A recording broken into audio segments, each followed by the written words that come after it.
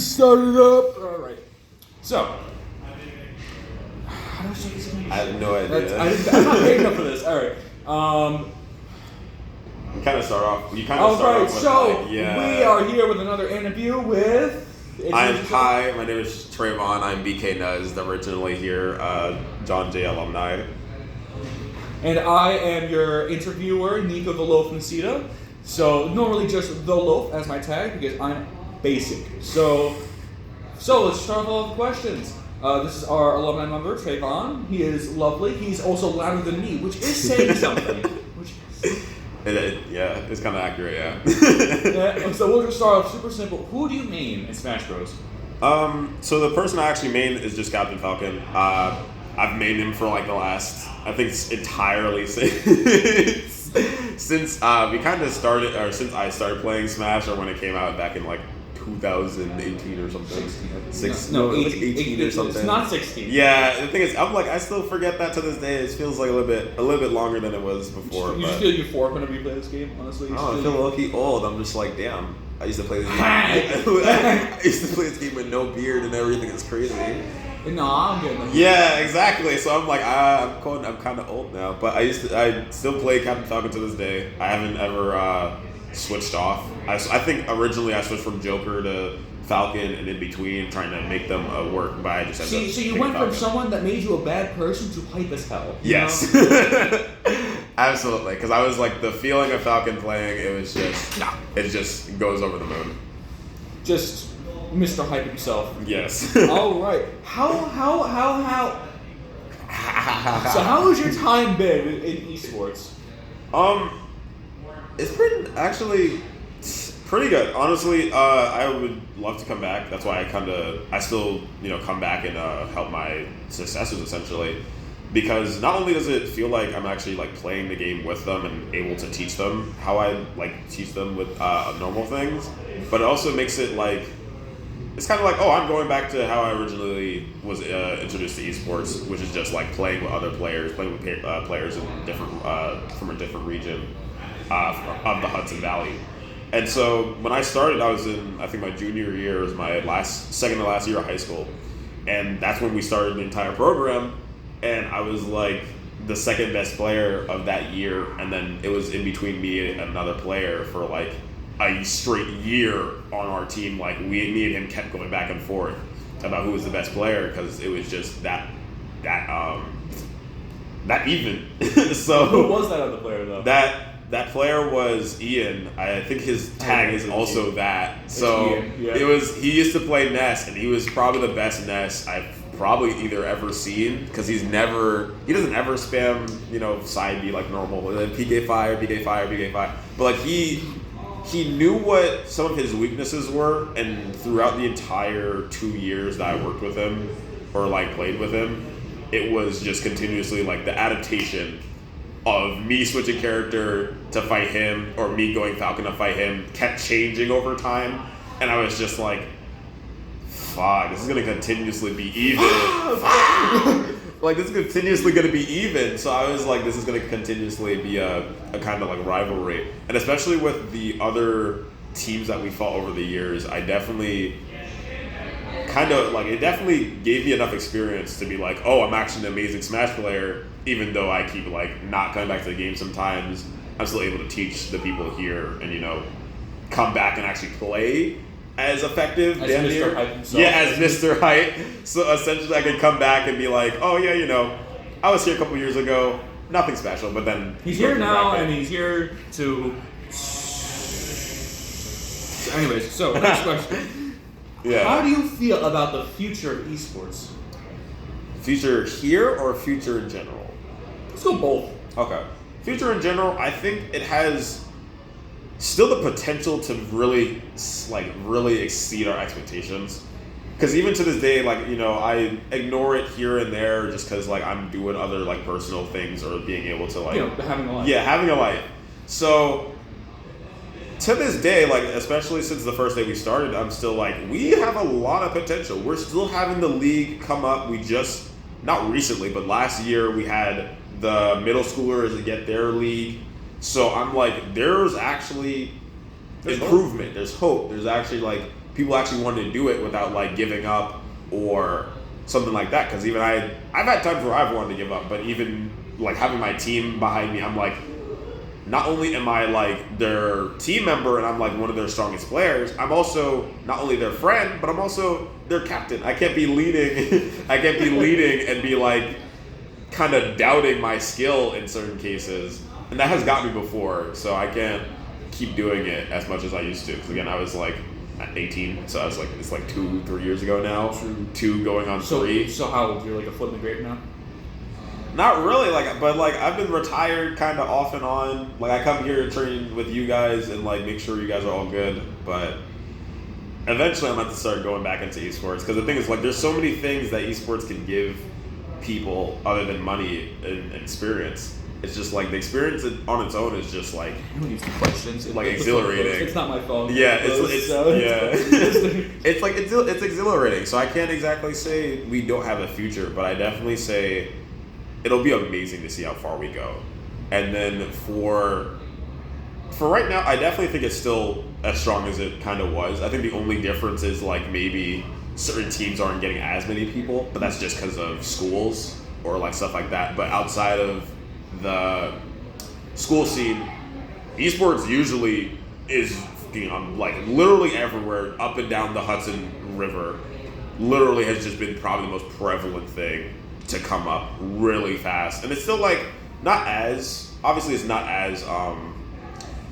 known either, but also people like doubt it and everything, like, oh, it's not actual sports, this and this, well, that's why it's called esports, obviously, but it still does something for the feelings and for the hype of the people.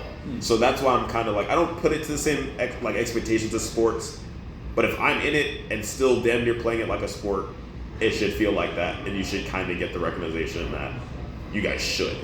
Because even when I was here, it was still like, are we going to get any type of hype in the school announcements? Are we going to get any type of announcement that we smoked the district, essentially? Because we did that one semester.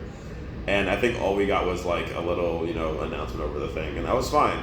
But I don't even know where our trophy is. I'm not gonna lie. They just took it away from us, honestly. Yeah, I don't even know where our trophy is anymore because I personally did feel like I deserved it, but I realized that I had built up so much of the character in my teammates that they went on and actually did complete it out for me.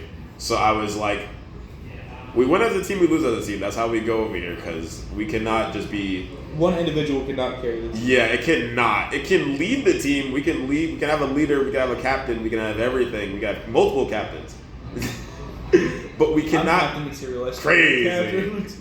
Well, potentially, yeah. But it just comes down to being able to do it, essentially. And I think that's really like the kind of main point of like esports being difficult, because at the end of the day, it's a commitment. So it's like you have to, or like it's a commitment for you. So you have to push yourself at least a little bit harder than the more like the normal person, or at least the person that would not really care too much for like esports. But yeah, no, I'm waiting to see what greatness comes from. Not only this school, the league, but esports for most of all.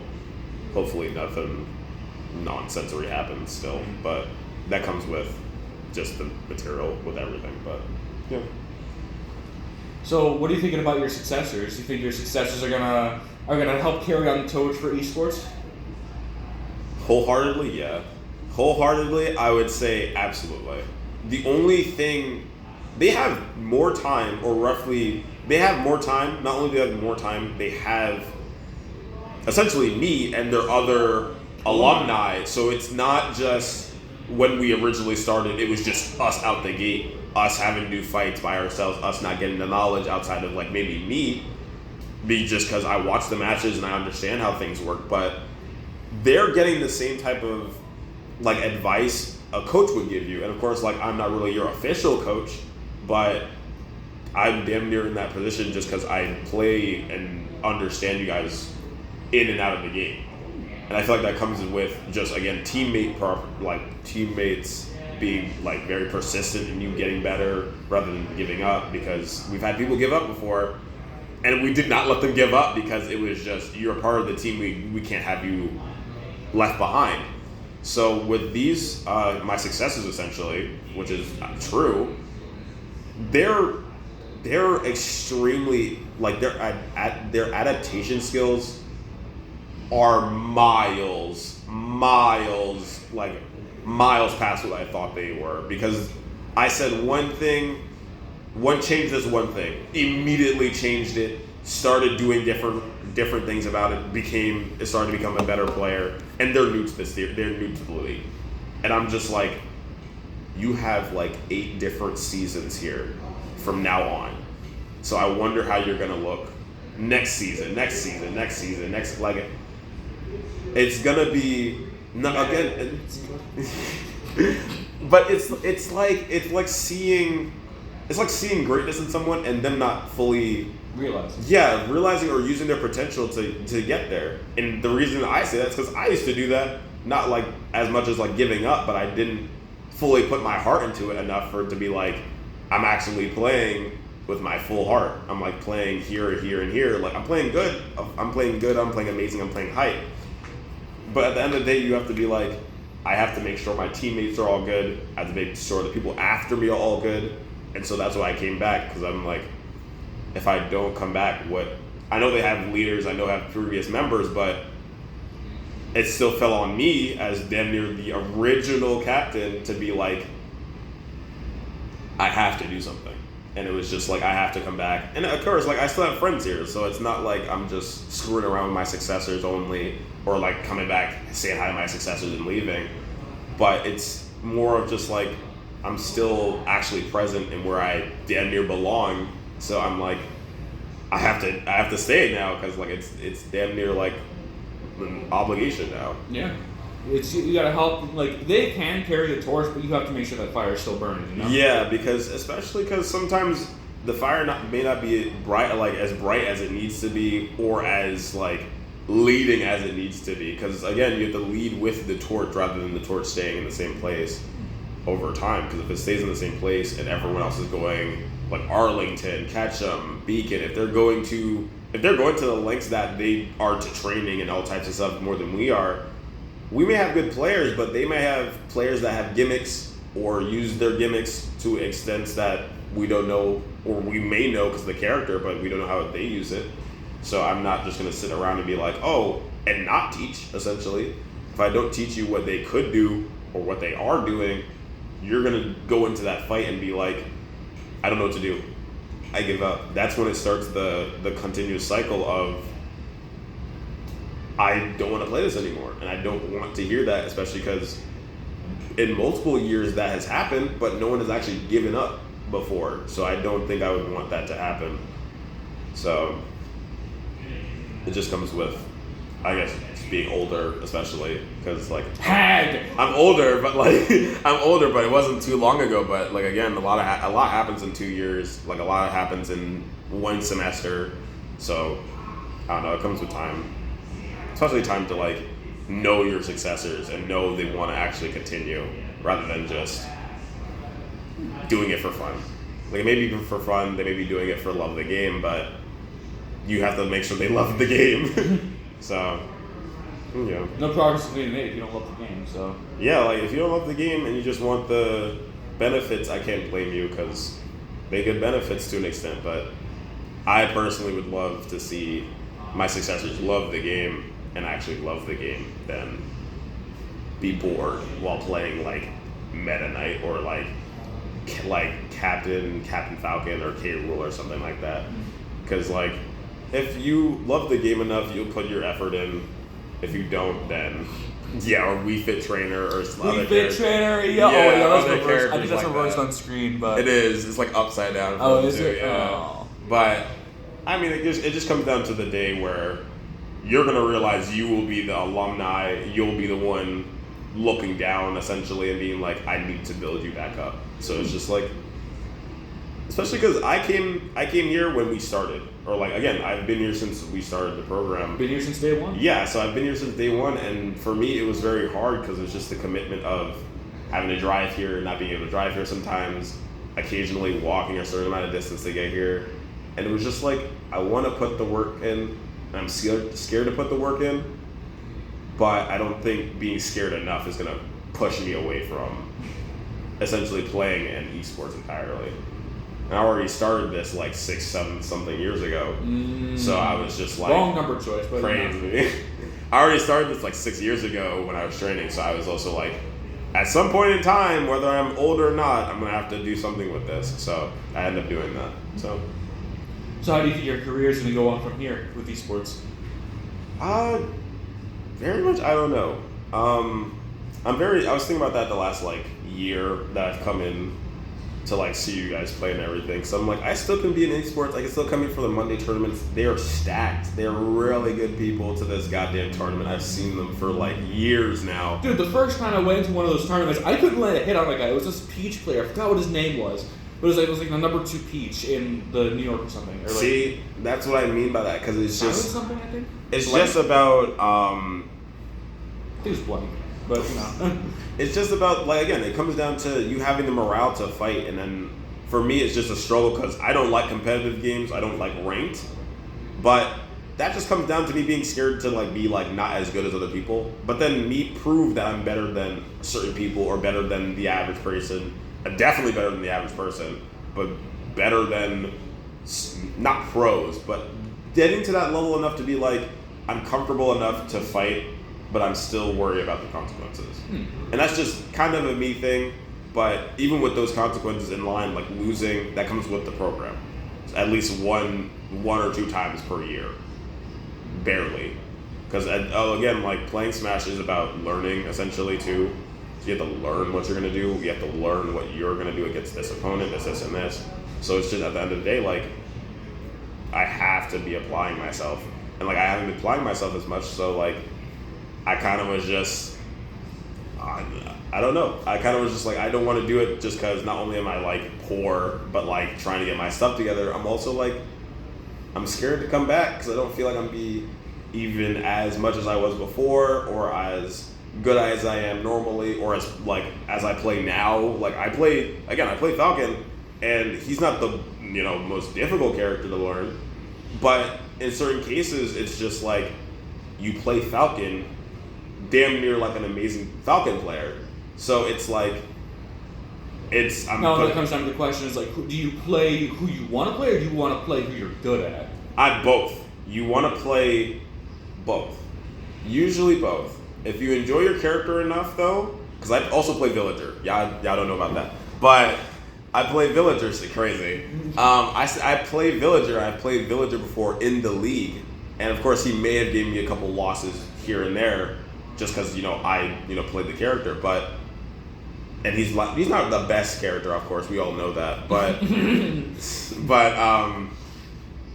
it still was like I want to play that character. I want that character to be good in my hands.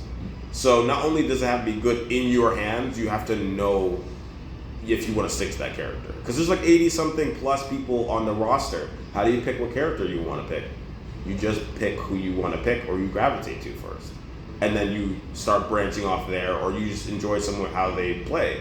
For me, for Falcon, it was like I'm up close and personal. I get to do these flashy moves. I get to do the spike that's doing this. I have to do up tilt that does this and then makes you spike again. Like it's so much put into that love of just having the momentum too, because Falcon is one of the fastest characters in the game. You move so sleek with him, but sometimes you get hit. So it's like it's a give and a take. So it's not always I play Falcon to play Falcon, I play Falcon to play Falcon.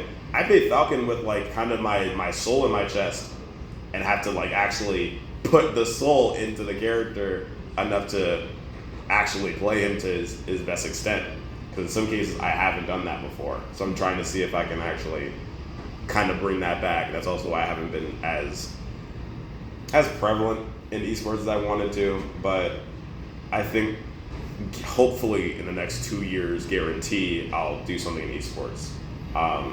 At my college at DCC, I didn't like how they set up the DCC program for only online play for against other colleges. Of course, like that's needed, obviously. I just didn't like it because I come from here. So I'm a team player. I'm a team captain type of player. I play with my team. I cannot play by myself. Or like I can obviously I can be amazing by myself. But you need a team to I need the backup. Usually it's never about like me leaving the team or this and this. I don't want to leave the team, not only because I don't want to leave the team, I don't want to leave my people behind essentially. These are my people now. I can't just be like leaving them behind. You can't just be like I can't just say deuces and then leave because that's not only disrespectful, but that also is like a little bit soul crushing. Like having your people leave in certain cases and be like, oh well sucks to suck. That's not, it shouldn't be like that, or at least not as like key as normal. Because again, no one has ever left our team so far. Like we've done this for like 3-4 years, so no one has ever left the team before. But I didn't want to be the first person our first year to be like, bye. Like I don't know. Somewhere, yeah. And I don't know. No. Like I'll lose with my team. I'll lose with my team every day. But I will not lose by myself and then leave my team. I won't do that. Or at least I hope to never do that. But for future of esports right now for me, I definitely think it's looking up. Here and there some tournaments, very occasionally, but I might keep going, obviously. Obviously, because I've also been here, so I kind of have to by association. We're loud too, man. Like yeah, I keep realizing that because the thing is, my voice never diminishes. It just stays the same, like normal, and like really loud, and they'll stay. Like you can't whisper. When you whisper, it's like so. Because like, of course, I can whisper and everything. Like I have that skill, but it's also like I get to be passionate here. I get to be like actually enjoying myself rather than baby. yeah, baby. Like I get to enjoy myself more than like at home. Like of course I'll do it at home because like I live there. But like in normal spaces where it's like tournament wise, like closed tournaments, very like silent kind of go in go out tournaments, you don't get to feel as much. Yeah, it's like you're more there for like the business rather than like the gameplay rather than like the social aspect or like being able to be a known player, you know? Yeah, and even if you're not a known player, you still get to run through the bracket if you're good enough. And even if you're not good enough, you still get to run through bracket. So it's still like, to this day, it's like, I don't really have too much about losing in tournament, but I don't want to lose too badly to not come back. But it's still like you have to make the jump to actually do so, because if you don't at all, it's like, well, I didn't try. And everyone's going to see you didn't try, and it's going to be like, well... And that's soul crushing for us. Yeah, that's soul crushing for not only you, your people, damn near, but it's also soul crushing for esports, because then they damn near lost a player. Or you have potential in yourself, and you didn't use it. So it's like, it becomes more difficult. So then you gotta help these guys find their potential and not get out of here. Yeah, and the thing is, like, I've used my potential before, I've won tournaments before, like, I've done that before. But it's not to the same extent. Some of them were, like, not really unofficial, but they were, like, small tournaments. They weren't anything crazy. But when I came here, I was like, I have to play differently now. Because it's like, not only am I playing for myself, I'm playing for the people. And especially because I saw a lot of people end up like loving Falcon come out in the not only the tournament but also in the VODs. Them just watch the VODs and I guess watch that part for me, or watch some of my parts, and some of my successors keep being like, we gotta go to TreyVon for something. I'm like, because the thing is, like, to this day I'm like, I'm not that special, this and this, but I'm like, I have that influence to be that figure, to be influential, maybe in some different areas. So I need to keep that up rather than kind of put it to the side. So I'm like, yeah, I need to get back on that. So that's why I was like, I'm gonna start coming in more and put in the effort in as much as possible. So that's a really good thing. Well, I really do thank you for your time here, TreyVon. Yeah. Thank you for imparting your wisdom to all the people. Say it. Now, this is like a kindergarten class saying thank you to the special guest. Like, thank you. Thank you. Thank you. Like, no. But no, this definitely got a lot of things off my conscience, because I'm like, still like, do I want to come back and teach these people? Do they need me? I'm like, they might not need me or want me, but I still have to be here for... It's always good to document your thoughts, man. Yeah. This will be on YouTube. As anyone who watches the video, you'll be able to have this man's wisdom. And whether it's good or bad wisdom, I don't know. Yeah, I don't know. I'm not gonna lie to you. I He blew up is a lot not of things. qualified in any respect, but he does have some solid. I'm qualified, but not qualified enough. Yeah. It's in that range of stuff. But also, you guys would find me at esports. Yeah. Or here specifically. So. All right, well, it was a lovely chat, lovely interview, and I hope all of you guys got some nice and good wisdom. Have a good night, y'all.